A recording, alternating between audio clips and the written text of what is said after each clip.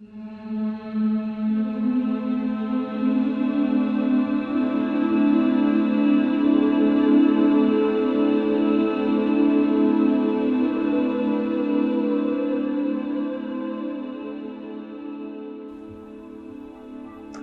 non-judgmental self, the self that does not distinguish anything separate from what it is, and whatever it is does not distinguish itself as a separate identity. Everything comes with the inclusiveness of what there is. And that inclusiveness is actually what we refer to as we. So the moment we say I become separate from the we, or from what there is. So the I, which is distinguishable from the rest of the things that come along in order to make us I, that is ignored. I is highlighted. So the inclusiveness of everything what there is makes us what we refer to as I. But this I feels that whatever there is, because of his own presence, because of his presence, whatever it is, there is. Otherwise, that would not exist. Buddhism is all about isness. It resides in isness of whatever there is. And that isness, I-S-N-E-S-S, isness is whatever there is. So if there is anything which is separate from the identity as it is, cannot be ruled, dictated by the governing I, because the governing I, which I feel that there is an I, is also an inclusion of whatever there is. So I cannot be away from a separate entity as itself from whatever there is, because whatever there is, if that is taken away, I cannot exist as it is. And what is this magnificent and entire talk about the I? That I cannot exist as a separate identity. That's why there is an I into understanding of its own nature, not as a separate identity, but as the inclusion and inclusiveness of whatever there is. That's right. So that isness is the presence. Isness exists in the past. Isness will exist in the future. Isness is available right now as it is, Isness is whatever it is, So this isness, if we just float through this whole consciousness around isness, life will float. Life will not make meaning out of what is happening. There would not be any meaning to it, because the meaning comes only with the interpretation. The interpretation will come only with the facts and figures. Facts and figures will come about only with knowledge that is nothing but the concoction of our own understanding. And whatever we could deduct from whatever we observe is based on our senses. So I'm right here. I can see these blocks of bricks all around me. It depends on me how I described it. If there was someone else who would be put into position of description of these blocks of bricks, the definition would be quite different than mine. So there'll be as many definitions of where I am as there are number of people who are describing it. So there is no specific facts and figures. All the facts and figures come from our own understanding, and that understanding we deduct from whatever there is based on the senses, based on our perception. So Buddhism here is actually isness. It is about not judging anything at all. It teaches us the science of non-judgment.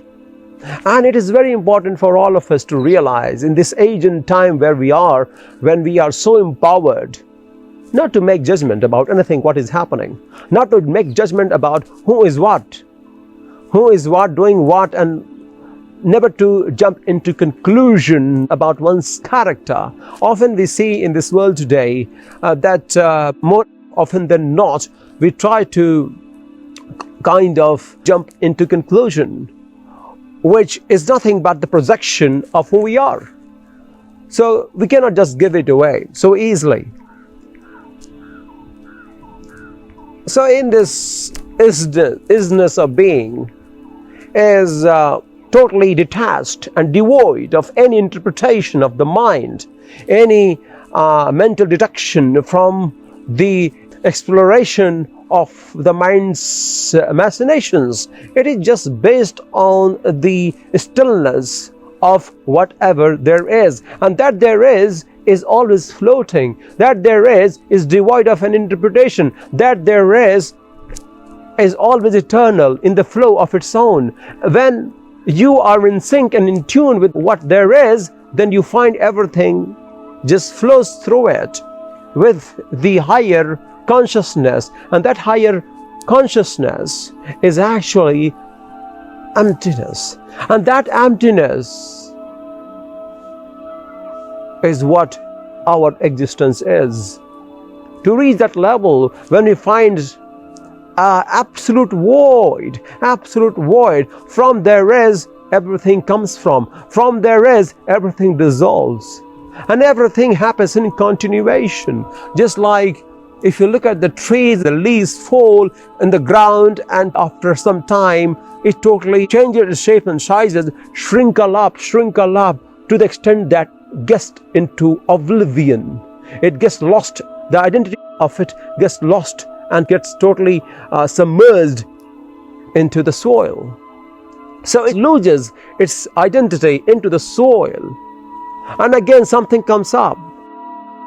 So as a leaf falls, shrinkles up, goes into the ground, loses its identity, and comes up back again into the form of a leaf or a tree or a branch of a tree. So in fact, nothing is big or small. Everything happens in continuation. Everything is in the continuation of becoming something. And that continuation is perpetual. That continuation has been into the existence in isness. In isness is happening, is also continuation, and will happen is also continuation. So everything is in isness of everything there is.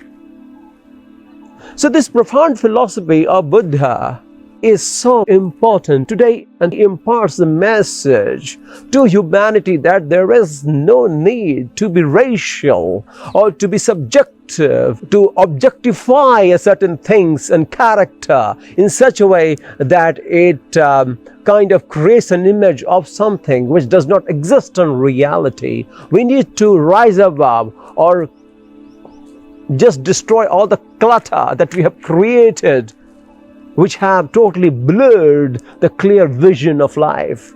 If we are able to do that, if we just kind of break off this illusionary layer of mirage, we would be able to see through things very clearly. We need to break off all the perception and all that projection and all the ideas of whatever that does not exist in isness of being. That isness of being is the past. That isness of being is the future, which always is in continuation of whatever there is. So this profound philosophy cannot be narrated, explained, or elucidated, or expounded by words. It is something that Buddha felt in the highest stage of consciousness. By going beyond the very peripheral perception of reality, we need someone to guide us through the process and to be put into the process, because most of us are not eligible enough to be put into the process.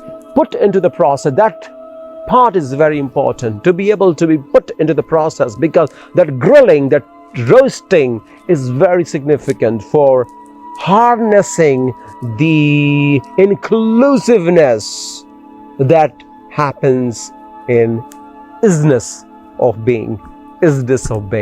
So from here, from the isness, from the Buddha, the stupa that you can see behind me, such a beautiful, and stands so tall, been there for many, many centuries today, still epitomizes the very idea of inclusiveness of our existence. Nothing can exist without whatever it is. It is all there is. It is all there is.